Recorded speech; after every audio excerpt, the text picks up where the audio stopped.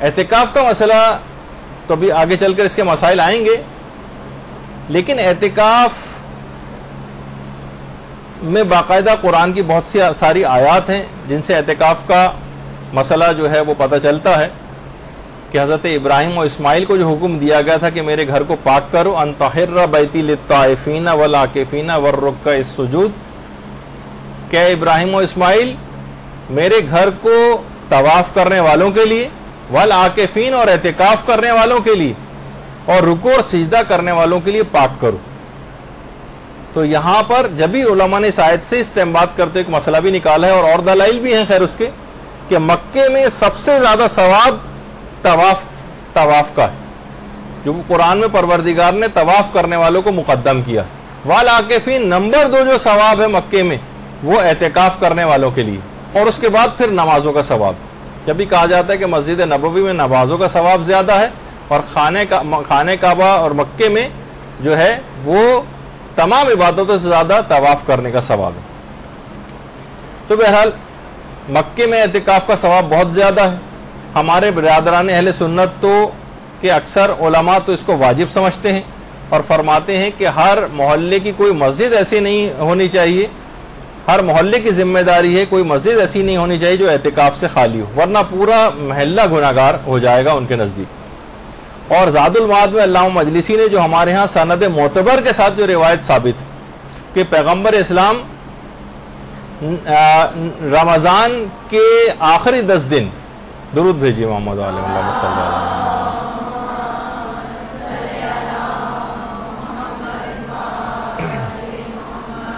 جو روایت ہے پیغمبر اسلام سے اس کے مطابق رمضان کے آخری 10 دن اعتکاف میں بیٹھنا 2 حج اور 2 عمروں کا ثواب دلواتا ہے، اور یہ معتبر سند کے ساتھ اس کو تمام علماء نے مانا۔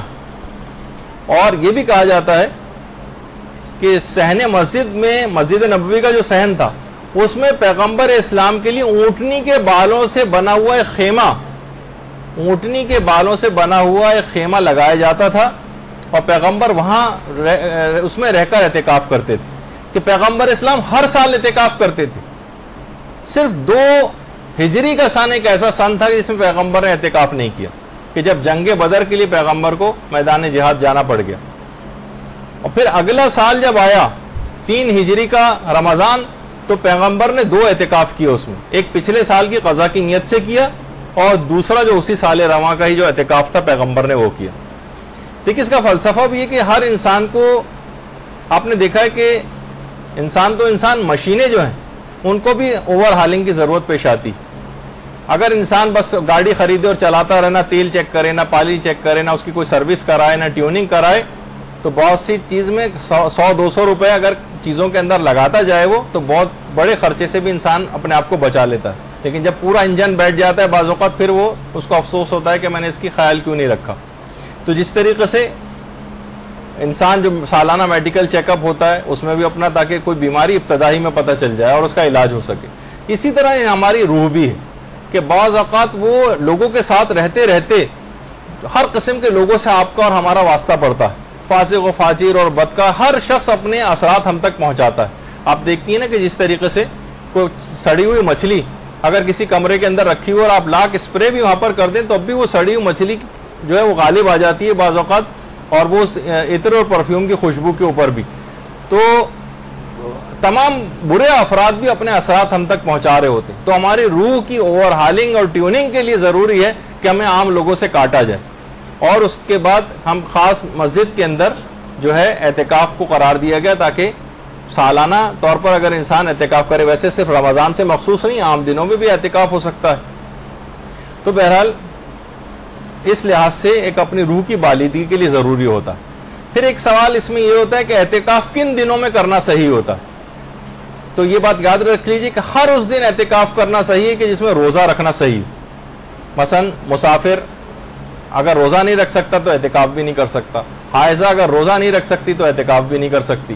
ہر اس دن جس دن روزہ رکھنا صحیح ہو اس میں ان دنوں میں اعتکاف کرنا صحیح ہے۔ کم سے کم اعتکاف کتنے دنوں کا ہوتا ہے؟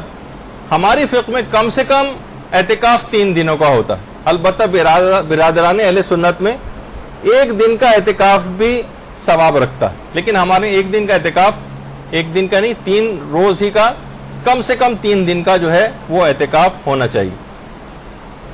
اور زیادہ سے زیادہ پھر 6 دن کا بھی ہو سکتا ہے، اور 9 دن کا بھی ہو سکتا ہے، اور 12 دن کا بھی ہو سکتا ہے، اس کی اجازت ہے. اچھا، اعتکاف میں کچھ چیزیں جو ہیں حرام بھی، وہ بھی دماغ میں رہے. اعتکاف میں ایک تو خرید و فروخت کرنی حرام ہوتی. مثلا کوئی دوا خریدنا ہے، کوئی کھانا پینا خریدنا ہے، پان، چھالیا، سگریٹ، چائے، ہم نے پیسے دی کہ جاؤ، وکیل بنا کر نہیں، بعض اوقات خود خریدنے کا یہ مسئلہ ہوتا ہے. تو بہت سے لوگ وہاں چیزیں بیچنے بھی آ جاتے ہیں مساجد میں، اس میں معتکفین جو ہوتے ہیں بہت سی چیزیں خریدتے ہیں. خرید و فروخت سے بھی اعتکاف باطل ہو جاتا ہے. تو سوائے اس کے کوئی مجبوری ہو جائے، کھانا کوئی، اول تو یہ خیالی مسئلے ہو جائیں گے، ورنہ کھانے وغیرہ کا تمام مساجد کے اندر انتظام ہو جاتا ہے. مجبوری ہو تو خرید و فروخت ہو سکتی ہے، مجبوری ہو تو نہیں ہو سکتی. مثلا کوئی کاروباری افراد مسجد میں بیٹھے ہیں، اعتکاف میں 3 دن تک بیٹھے ہیں، آپس میں باتیں کریں، ہر طرح کی باتیں کر سکتے ہیں. اب انہوں نے کہا کہ ٹھیک ہے، میں نے اپنا کرائے پہ مکان آپ کو دیا، آپس میں طے ہو گیا، یہ غلط ہے. کوئی کاروباری ایگریمنٹ انہوں نے بیٹھے بیٹھے وہاں پر کر لیا. خرید و فروخت اور اس طرح کے تمام کاروباری ایگریمنٹس کی اعتکاف میں جائز نہیں ہوتے. اچھا، اسی طرح سے خوشبو جو ہے وہ حرام ہوتی ہے اعتکاف میں، بلکہ اس سے اعتکاف باطل بھی ہو جاتا ہے. اور جدال کرنا، اپنے کوئی بحث و تخمیز بہت ہونے لگتی ہے اکثر اعتکاف میں، بحث و مباحثہ ہو رہا ہے، لوگ ظاہر ایک ساتھ اتنے سارے مذہبی افراد جمع ہیں، تو چاہے کسی مذہبی بات پہ کوئی فخر و مباحثہ کیوں نہ کرنا شروع کر دے، یعنی اس طرح سے جدال کرے جس میں اپنی بڑائی اور اپنا فخر کا اظہار کرے اس کے اندر، تو اس سے بھی اعتکاف غلط ہو جاتا ہے. تو بہت سارے اعتکاف کے جو مسئلے ہیں وہ حج کے مسئلوں سے بہت ملتے جلتے ہیں. کہا جاتا ہے کہ اگر اعتکاف کو انلارج کیا جائے تو حج بن جاتا ہے، اور حج کو مائکرو کر دیا جائے تو اعتکاف بن جاتا ہے. بہت اتنے مسائل کے اندر مماثلت ہے آپس میں. تو ہر افراد، ایسے تمام افراد کو کہ جو اعتکاف کر رہے ہیں، اس میں خاص طور پر ایک مسئلہ خواتین کے لحاظ سے ہوتا ہے کہ اعتکاف کے لیے شادی شدہ خواتین کو اپنے شوہروں کی اجازت لینا ہے یا نہیں لینا ہے. تو امام خمینی اور آقا سیستانی کے فتوے میں اگر شوہر کا کوئی حق ضائع نہیں ہو رہا ہے، مثلا شوہر ملک سے باہر گیا ہوا ہے، شوہر مثلا جیل میں ہے، شوہر کوئی اور ایسی پریشانی ہے کہ جس سے شوہر کا کوئی حق ضائع نہیں ہوتا ہے، تو پھر اس کو اجازت لینے کی ضرورت نہیں. البتہ صرف آقا خود یہ فرماتے تھے کہ احتیاط واجب ہے کہ بیویاں اعتکاف کے لیے اپنے شوہروں سے اجازت لیں. یہ ایک اپنی جگہ پر ایک مسئلہ آتا ہے. پھر ابھی آپ نے سنا کہ اعتکاف کم سے کم 3 دن کا ہونا چاہیے. تو یہاں دن سے کیا مراد؟ دیکھیں، دن ہمارے یہاں دن جو کہا جاتا ہے تو 72 گھنٹے کا، 24 گھنٹے کا ایک دن ہوتا ہے، اس کا مطلب ہے کہ 72 گھنٹے. تو ہمارے یہاں کیونکہ دن اردو میں صرف دن ہی کہا جاتا ہے، لیکن عربی میں 2 الگ الفاظ ہیں. ایک تو ہے یوم، اس کو تو 24 گھنٹے کا دن جو کہا جاتا ہے یہ یوم ہوتا ہے، اور ایک ہوتا ہے نہار. یہ جو ڈے لائٹ والا جس میں سورج نکلا ہوتا ہے اس کو کہتے ہیں نہار. تو اعتکاف جو ہے وہ 3 نہاروں کا نام ہے.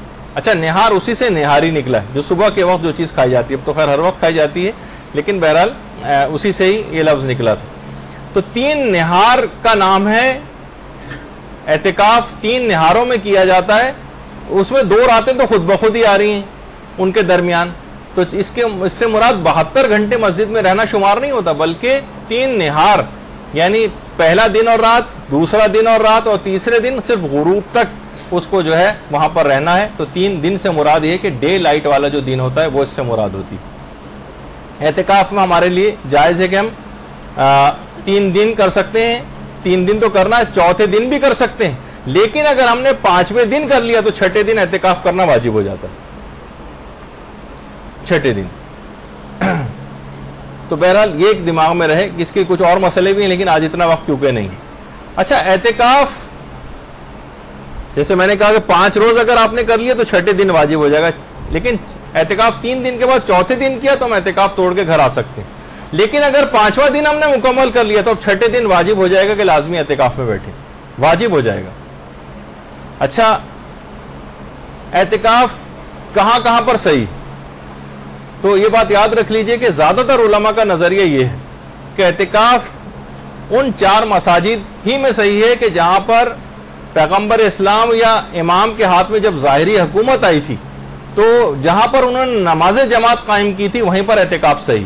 اور وہ 4 ایسی جگہیں، 4 ایسی مسجدیں ہیں کہ جہاں پر پیغمبر اور امام کے ہاتھ میں حکومت آئی اور انہوں نے نماز جماعت قائم کروائی، انہی جگہوں پہ اعتکاف صحیح۔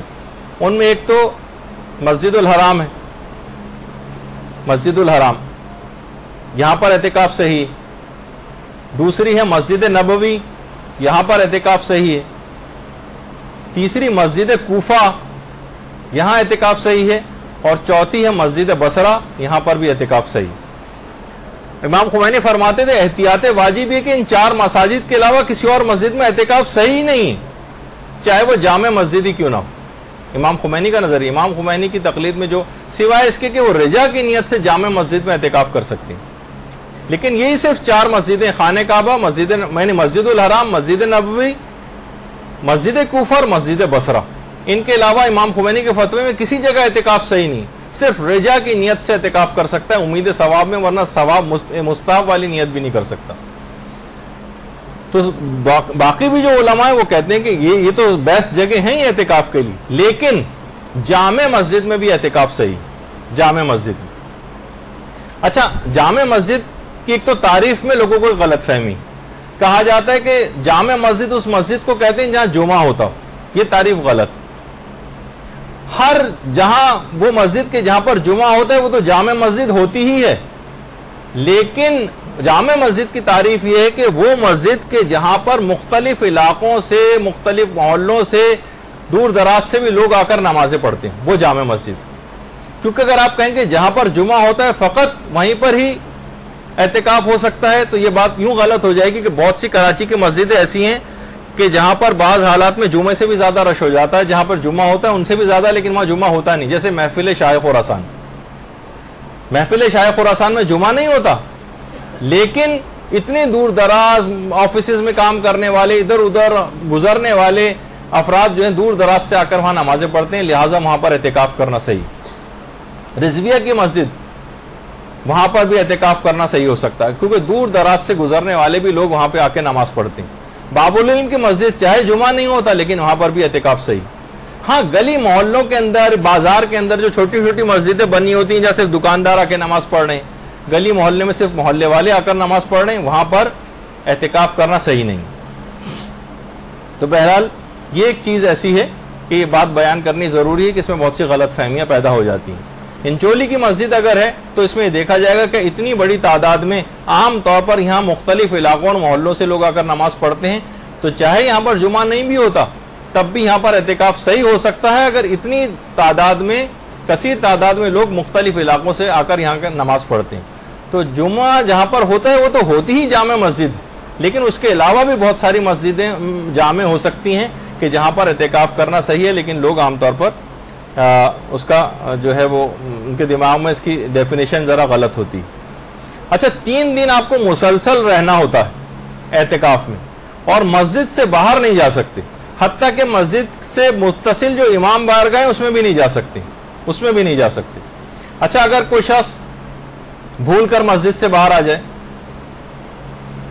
بھول کر، تو آغا سیستانی اور آغا خوئی کے فتوے میں اس کا اعتکاف باطل ہو جاتا ہے۔ بھول کر بھی اگر باہر آیا مسجد سے، اعتکاف باطل ہو گیا۔ امام خمینی فرماتے تھے کہ اگر زیادہ مدت تک باہر اگر یہ رہا تو اعتکاف باطل ہوتا ہے، لیکن تھوڑی سی بس گیا اور پھر فوراً یاد آ گیا اور واپس آ گیا تو اعتکاف صحیح۔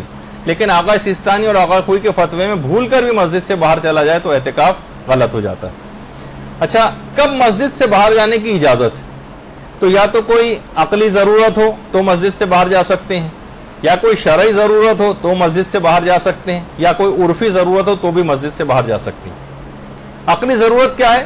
مثلا رفع حاجت کے لیے مسجد سے باہر جانا ہی جانا ہے، وہاں جا سکتے ہیں، اس میں جا سکتے، باتھ روم جا سکتے ہیں۔ شرعی ضرورت ہے، اچھا شرعی ضرورت میں بھی ایک بات اور بیان کر دی جائے کہ عقلی، شرعی اور عرفی ضروریات کے لیے جانے کی اجازت ہے۔ اچھا، اس میں وضو اور غسل آ جاتا ہے، بلکہ پہلے وضو کا مسئلہ بیان کر دیا جائے۔ اگر وضو مسجد کے اندر ہی کرنا ممکن ہے تو وضو کے لیے بھی باہر مسجد سے نہیں جا سکتے، اگر وضو کرنا مسجد ہی میں ممکن ہے۔ لیکن یہ اچھا وضو کچھ نہیں، 3 چولہوں کے اندر وضو ہو جاتا ہے، مسجد کے اندر بھی ہو سکتا ہے۔ بہت سی جو جہاں مسائل کو سمجھا جاتا ہے وہاں مسجد کے اندر ہی ٹنکی وغیرہ لگا کے, پائپ لگا کے کیاری وغیرہ کے اندر پانی نکالنے کا ایک انتظام ہوتا ہے تاکہ لوگ وضو مسجد ہی کے اندر کر لیں, کیونکہ اکثر کراچی کی مساجد کے جو وضو خانے ہیں وہ مسجد کی حدود سے باہر ہیں, تو لہٰذا وہ وضو کے لیے بھی باہر جانے کی اجازت نہیں ملتی. تو آپ کیونکہ اگر آپ اعتکاف نہیں بھی کریں لیکن گھروں کے جو مرد حضرات ہیں یہ اعتکافوں میں جاتے ہیں تو آپ اکثر ان کو صحیح مسئلہ بتا سکتی ہیں. عام طور پر جس جگہ بھی اعتکاف ہونے جا رہا ہو وہاں پر ایک رات پہلے سارے اعتکاف کے مسئلے بیان کرنے چاہیے, ورنہ کیا ہوتا ہے کہ جب مسائل بیان کرنے والے وہاں بیچ کے دنوں میں اعتکاف کے مسائل بیان کرتے ہیں تو اکثر کا 99.99 افراد کا اعتکاف باطل ہو چکا ہوتا ہے. تو کہتے ہیں ہمیں پہلے سے بتایا نہیں, ہمارا تو پورا دن ضائع ہو گیا, یہ والا اعتکاف باطل, اب نئے سرے سے نیا اعتکاف شروع کرو. جو پورا مسجد کا انتظام تھا وہ بالا ہو جاتا ہے صرف ایک انتظامی غلطی کی وجہ سے. اگر ایک رات پہلے ہی اعتکاف شروع ہونے سے پہلے سارے مسئلے بتا بھی دیکھیے گا کہ کتنے مسئلے اس کے اندر آتے ہیں جن سے اعتکاف باطل ہوتا ہے. تو وضو کا انتظام اگر مسجد ہی میں ممکن ہے تو تو وضو مسجد ہی کے اندر کریں. لیکن مسجد میں لوگوں نے کیچڑ مچائی ہوئی ہے اور پانی اچھال رہے ہیں اور جو جس طریقے سے ہو رہا ہے کلیاں کر رہے ہیں اور ناک سے نک رہے ہیں اور بہت ساری اس طرح کی جو حرکتیں جو بہت سارے افراد وہاں پر کر رہے ہوتے ہیں اور لوگ اس کو مسجد کی توہین شمار کریں تو پھر مسجد سے باہر جانے کی اجازت مل جاتی. اچھا, غسل کے لیے اگر بہت سے افراد پہ غسل واجب ہو سکتا ہے, مسجد میں خواتین ہیں اور مخصوص ایام جو ہے وہ آ گئے, اب جو ہے اب تو خیر وہ ہو گئے تو اعتکافی باطل ہو جائے گا تو پھر فوراً نکلیں اور گھر جائیں, لیکن مرد حضرات کے اعتبار سے غسل واجب ہو سکتا ہے. تو امام خمینی فرماتے تھے کہ وہ غسل جو مسجد کے اندر ہو سکتے ہوں, نہیں بلکہ وہ کہتے تھے غسل کے لیے مسجد سے باہر جانے کی اجازت ہے. امام خمینی کے فتوے میں غسل کے لیے مسجد سے باہر جانے کی اجازت ہے. البتہ آغا سیستانی اور آغا خوئی فرماتے ہیں کہ اگر وہ غسل جو مسجدی میں ممکن ہو ان کے لیے باہر نہیں جا سکتے. لیکن بہرحال علماء جو ہمارے خاص طور پر کراچی میں مقامی علماء ہیں وہ یہ فرماتے ہیں کہ اس کو لوگ توہین مسجد شمار کریں گے, لہٰذا یہاں غسل کے لیے بھی مسجد سے باہر جانے کی اجازت مل جائے گی. وضو کے لیے کہاں جائیں تو وہ تو آپ نے سن ہی لیا ابھی کہ وضو کے لیے مسجد سے اگر مسجد ہی میں ممکن ہے تو مسجد کے اندر کریں. مسجد میں اگر توہین لوگ شمار کر رہے ہیں پانی وانی گرانے کی اور یہ سب حرکتیں کی جو اس سے پہلے میں نے بتائی اس کی وجہ سے مسجد کی توہین شمار ہو رہی ہے تو پھر مسجد سے باہر جا سکتے ہیں. اچھا, مسجد سے عام طور پر جتنے بھی وضو خانے ہوتے ہیں مساجد کے, یہ تو بہت بہترین وضو خانہ میں نے آپ کو دکھا دیا, لیکن یہ کہ عام طور پر یہ مسجد سے باہر ہوتے ہیں. تو اگر جانے کی اجازت مل بھی رہی ہے بالفرض تو آپ پھر جائیں اور فوراً 2 منٹ کے اندر جو وضو ہوتا ہے وہ کر کے آئیں. اگر ہم وہاں گئے, وہاں کوئی گروپ ڈسکشن چل رہا تھا وضو کرنے کے دوران جو اکثر وضو خانوں میں ہو رہا ہوتا ہے, ہم نے بھی اپنی رائے دینا شروع کر دی لوگوں سے اور احوال پوچھنے لگے اور سنائیے خیریت سے کیا ہیں, جاننے والے مل گئے, آپ کا اعتکاف باطل ہو جائے گا. صرف قدر ضرورت کے تحت جائیے اور 2 منٹ میں کرتے ہوئے بھاگتے ہوئے دوبارہ مسجد کے اندر آ جائیں. ایک تو یہ. اچھا, ان ضروریات کے لیے کتنی دیر جو ہے وہ مسجد سے باہر رہ سکتے ہیں؟ دیکھیے, آتے جاتے جو لوگ ہیں مثلا باتھ روم جا رہے ہیں, جیسے رفع حاجت کے لیے جا رہے ہیں, تو رستے میں کھڑے ہو کر کسی سے بات چیت نہیں کر سکتے, ٹائم ضائع نہیں کر سکتے اس طرح سے. اور اگر غسل بھی کرنا ہے تو فقط 2 منٹ والا غسل کر کے آئیں. یہ نہیں کہ وہاں صابن لگا رہے ہیں اور شیمپو لگا رہے ہیں اور خوشبو لگا رہے ہیں اور ڈیوڈرنٹ وغیرہ استعمال کر رہے ہیں, اس میں ٹائم اول تو اس سے تو خوشبو سے اور ہو جائے گا. لیکن اس طرح کی کوئی بھی خوشبودار چیز کا استعمال, اس سے بھی اعتکاف باطل ہو جاتا ہے. لیکن اب بالفرض ہم ایسا انتظام کر کے لے گئے جس میں کوئی خوشبو نہیں بھی تھی, تب بھی صابن وغیرہ لگانا, اس میں ٹائم لگانا, یہ بھی آپ کے اعتکاف کو غلط کر سکتا ہے. تو عام طور پر مساجد کے باتھ روم اس طرح کے تو ہوتے نہیں. ہمارے ہاں جو مساجد کے باتھ روم ہوتے ہیں اس کے اندر تو زیادہ دیر ٹھہرنا ممکن بھی نہیں ہوتا, اور بہت سے تو اگر میں دکھاؤں آپ کو تو آپ حیران و پریشان رہ جائیں, اس طرح کے باتھ رومس وغیرہ بھی ہوتے ہیں. تو وہاں تو یہ عام طور پر یہ لوگ یہ سمجھتے ہیں کہ یہ جو اس طرح کے مقامات ہوتے ہیں بیت الخلاء میں جتنا بھی گندا کیا جائے, کیونکہ گندگی کرنے کی جگہ ہوتی ہے تو گندا ہی رکھا جائے, گھر کا یا مساجد کا پارٹ وہ سمجھا ہی نہیں جاتا. تو بہرحال یہ تمام ایسی چیزیں ہیں کہ جو قابل توجہ ہیں, اس پہ بھی توجہ رکھنی چاہیے کہ مسجد رفع حاجت کی جو جگہ ہے اس کو بھی جو صفائی ستھرائی کا خیال ہونا چاہیے. خیر, تو ابھی آپ نے سنا تھا کہ شرعی ضرورت کے تحت مسجد شرعی ضرورت میں وضو غسل آ جاتا ہے, عرفی ضرورت میں پیشاب و پخانہ وغیرہ رفع حاجت آ جاتی ہے. عرفی ضرورت کے تحت بھی جا سکتے ہیں, مثلا مسجد سے باہر جا رہے ہیں کوئی گواہی دینے کے لیے, اب کوئی شخص پھنسا ہوا ہے ہمیں کورٹ جانا ہے گواہی دینی ہے اس کی, یا مثلا تشییع جنازہ ہے اس میں بھی اکثر علماء نے اس کو عرفی ضرورت قرار دیا ہے. یا کسی شخص کا باپ بالکل مرنے والا ہے, اس کی عیادت کے لیے مثلا جانا ہے, کوئی ایسا قریبی رشتہ دار, تو اس کی عیادت کے لیے جا سکتے ہیں. تو بہرحال مریض کی عیادت کے لیے جانے کی بھی بہت سے علماء اجازت دے دیتے ہیں. تو کسی نہ کسی, اگر آپ ضرورت سے جا رہی ہیں, کوئی شخص کسی ضرورت سے نکل بھی رہا ہے مسجد سے باہر, تو اس کو اس بات کی رعایت کرنی چاہیے کہ مقدار ضرورت سے زیادہ ٹائم ویسٹ نہ کرے, جائے اور فوراً بھاگتا ہوا قریب ترین راہ کا انتخاب کرے, کوئی بڑے روٹ سے نہ جائے. بہت سے علماء کہتے ہیں ممکن ہو تو زیر سایہ بھی نہ, مثلا درختوں کے سائے میں کنارے کنارے چلتا ہوا نہیں, دھوپ میں کنارے سائے سے ہٹ کر جائے. جیسے میں نے کہا نا کہ حج کے مسئلوں سے بہت زیادہ احرام کے مسئلوں سے ملتے جلتے مسئلے ہیں اس کے. اچھا, اور آقا کو یہ فرماتے تھے کہ نماز جماعت کے لیے بھی بہرحال مسجد سے باہر جانے کی اجازت ہے. کسی اور جگہ نہ, جیسے نماز جماعت بہت زیادہ رش ہو گیا ہے, مسجد سے باہر صفوں میں جگہ مل رہی, تو وہاں بھی نماز جماعت کے لیے جا سکتا ہے. ہاں البتہ بہت سارے افراد کے لیے وہ مسئلہ ہوتا ہے جس کو دماغ میں رکھنا چاہیے, سوائے آیت اللہ خامنئی کے جو اس کی اجازت دیتے ہیں. مثلا ہم اٹھے صبح کو, ہمیں ٹوتھ برش کرنے کی عادت ہے اور اچھی عادت ہے, تو کیا ہم ٹوتھ برش کرنے کے لیے جو ہے اور منہ ہاتھ دھونے کے لیے کیا باتھ روم جا سکتے ہیں؟ تو آقا خامنئی تو فرماتے ہیں جا سکتے ہیں, لیکن آقا سیستانی وغیرہ کے نزدیک ان کے ہاں اس بات کی اجازت نہیں ہے کہ آپ ٹوتھ پیسٹ وغیرہ کرنے کے لیے جو ہے وہ وہاں اس کے لیے باتھ روم جائیں. ٹھیک ہے, ویسی کلی وغیرہ آپ کر لیں, کسی برتن میں کر لیں, پھر اس کو پھینکوا دیں پانی کو, لیکن اس کے لیے ٹوتھ پیسٹ وغیرہ کرنے کے لیے مسجد سے باہر جانے کی اجازت نہیں ملتی. عرفی لحاظ سے بہت سی چیزوں کی جیسے اجازت ہوتی ہے, جیسے باپ انتقال ہونے والا ہے, وہ وصیت کرنا چاہتا ہے, تو بیٹا اعتکاف چھوڑ کے باپ کی وصیت سننے کے لیے جا سکتا ہے.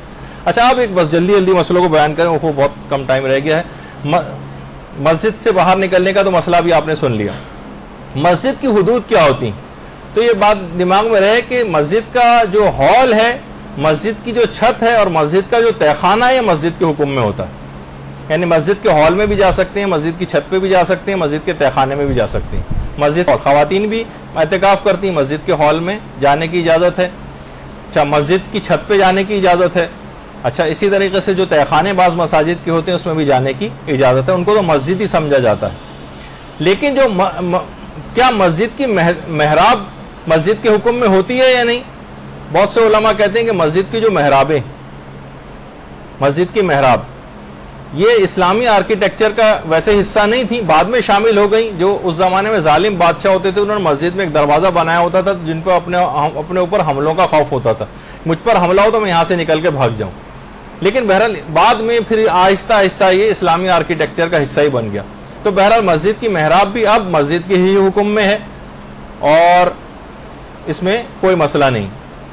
اچھا, تو ابھی آپ نے سنا کہ مسجد کی ہال, مسجد کا چھت, مسجد کا تہخانہ, وہ تو مسجد کے حکم میں. لیکن مسجد کا صحن, مسجد کا مینار یا مسجد کا وضو خانہ, کیا یہ مسجد کے حکم میں ہے یا نہیں؟ یہ آپ کو جنہوں نے مسجد کو وقف کیا ہے مسجد بنانے کے لیے, ان سے پوچھنا پڑے گا. حالت شک میں مسجد کے صحن میں نہیں جا سکتے, لیکن عام طور پر صحن کے متعلق مسجد کے ساتھ ہی جو ایک جہاں ہوتی ہے اس کے ساتھ ہی ایک صحن سا بنا دیا جاتا ہے. زیادہ تر علماء کہتے ہیں اس میں اطمینان ہوتا ہے کہ مسجد کے حکم میں. لیکن مسجد کا مینار ہے, مسجد کا وضو خانہ, جب تک شک ہو کہ یہ مسجد کے اندر شامل ہے یا نہیں, تب تک وہاں پر جانے کی اجازت نہیں. اور شک کی حالت میں کسی بھی مشکوک جگہ پر جانے کی آپ کو اجازت نہیں ہوتی مسجد سے باہر نکلنے کی. شک ہو کہ پتہ نہیں جگہ مسجد کے حکم میں ہے یا نہیں, آپ وہاں چلے گئے نہیں, اس سے اعتکاف پہ فرق پڑ جائے گا. اچھا, اسی طریقے سے مسجد کے سامنے کا ایک میدان ہوتا ہے. جیسے آپ انچولی کی مسجد میں جائیں, سامنے ایک پارک بنا ہوا ہے, میدان بنا ہوا ہے, راہداری بنی, اس میں لوگ چلتے ہوئے جا رہے ہوتے ہیں ایک دروازے سے دوسرے دروازے. وہ جگہ مسجد کے حکم, مسجد کی باؤنڈری وال کے اندر تو شامل ہے وہ, لیکن مسجد کے حکم میں نہیں ہوتی. مسجد اسے کہتے ہیں جسے واقف نے, وقف کرنے والے نے مسجد کی نیت سے وقف کیا ہو. اور وہ تو جس جگہ پہ لوگ چپلیں وغیرہ اتارتے ہیں پھر عام طور پر اندر جاتے ہیں, وہ جگہ مسجد کہلاتی. لیکن لوگ جہاں پر چپلوں سمیت چل پھر رہے ہیں, اس کے معنی یہی ہوتے ہیں کہ اس جگہ کو یہ مسجد کے حکم میں نہیں, اور وہاں جانے کی پھر کسی کو اجازت نہیں ملتی. پھر ایک سوال یہ ہے کہ کیا عورتیں گھر میں اعتکاف کر سکتی ہیں؟ بہت سی خواتین کہتی ہیں بھائی اعتکاف کا ہم اتنا زیادہ ثواب سنتے ہیں, تو کیا ہمیں اس بات کی اجازت ہے کہ ہم گھر میں بیٹھتے ہوئے اعتکاف کر لیں؟ تو سارے مجتہدین کہتے ہیں کہ نہیں, اعتکاف گھر میں نہیں ہو سکتا عورتوں کا, مسجد ہی میں ہوگا. سوائے آیت اللہ خامنئی کے۔ وہ یہ فرماتے ہیں کہ رجا کی نیت سے عورتیں اپنے گھر میں بھی اعتکاف کر سکتی ہیں، لیکن بقصد رجا، ثواب مستحب بھی نہیں کہتے، وہ کہتے ہیں امید ثواب میں چلیں، کچھ نہ کچھ ثواب آپ کو مل سکتا ہے، امید ثواب میں گھر میں بھی اعتکاف کیا جا سکتا ہے۔ لیکن باقی سارے علماء کہتے ہیں کہ فقط جامع مسجد میں اعتکاف صحیح ہے اور ان 4 مساجد میں جس سے پہلے آپ نے سنا۔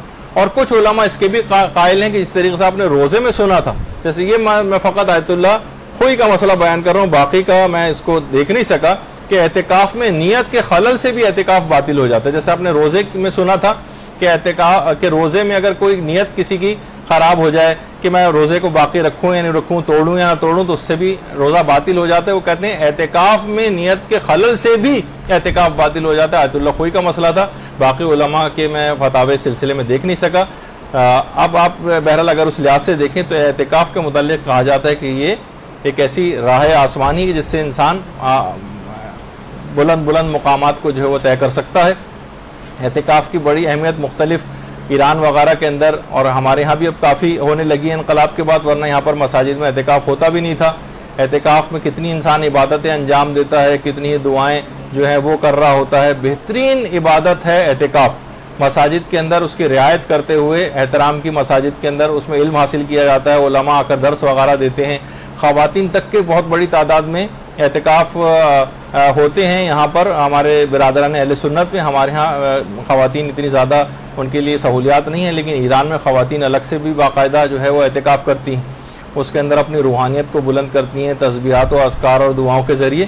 تو بہرحال یہ تمام چیزیں ایسی ہیں کہ اگر کبھی موقع ملے تو اس نعمت کو بھی حاصل کرنے کی کوشش کریں۔ تو بہت ساری باتیں اور سوالات بھی آپ لوگوں کے آگے کا آج گفتگو یہاں پر ہم روک رہے ہیں۔ انشاءاللہ اب چوتھی نشست جو اس کے بعد ہوگی شب قدر کی گفتگو کے بعد، اس میں ہم باقی ماندہ رمضان کے احکام اور بیان کریں گے۔ وصلی اللہ علی محمد وآلہ الطیبین الطاہرین۔ برحمتک یا ارحم الراحمین، وصلی اللہ علی محمد وآلہ